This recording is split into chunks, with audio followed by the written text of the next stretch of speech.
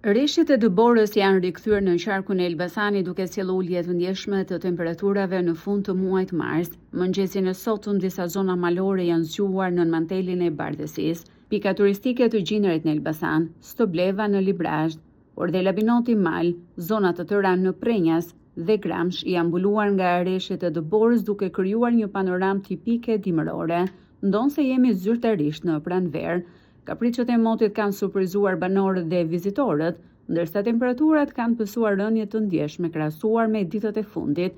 Në zonën e Stoblevës, trashësia e Dëborës arrin në 13 cm, por jo shumë dëmtuese për bujqësinë, pasi çelja e pemëve dhe mbjelljet ende nuk ka nisur, ndërsa në Gjinar trashësia arrin nga 10 deri në 25 cm në zonat më malore, por ndryshe nga Stobleva, këtë rreshje konsiderohen dëmtuese për bujqësinë dhe pemëtarinë. Strukturat e emergjencave civile në Bashkitë e Qarkut nuk raportojnë situata emergjente.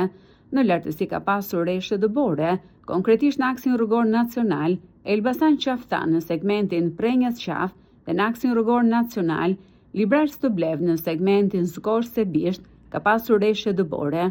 Nga firmat kontraktuese është bërë pastrimi dhe hedhja e kripës në rrugë. Qarkullimi është i hapur dhe ka qenë i pandërprer.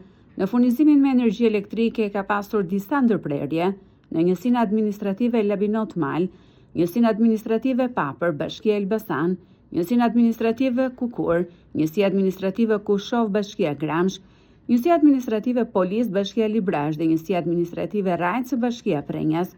Specialistët e OSHE-s po punojnë për riparimin e defekteve.